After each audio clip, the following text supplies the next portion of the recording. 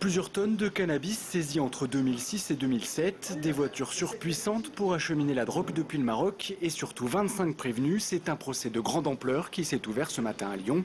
Et c'est aussi le procès d'une technique de convoyage bien connue des trafiquants, le Go Fast. Il s'agit de plusieurs équipes qui remonteraient des quantités conséquentes de résine de cannabis, parfois d'autres choses, à l'aide de véhicules de grosses cylindrées lancés sur l'autoroute à très haute vitesse.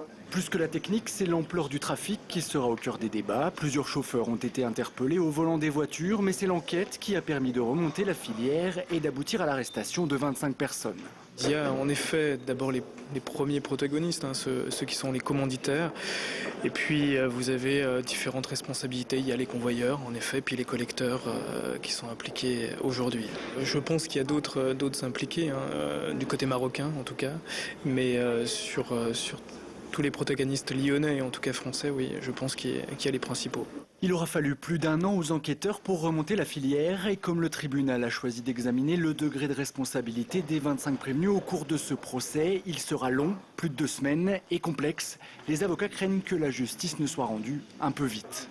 Ça pose des problèmes de procédure qui seront soulevés au cours de cette audience, effectivement, avec des gens qui ont été placés en détention provisoire dans des périodes très longues et qui pourtant contestent leurs responsabilités. C'est une volonté de la justice de juger cette affaire si possible rapidement et sans forcément faire les distinctions qui s'imposent, en tout cas sur les différentes responsabilités.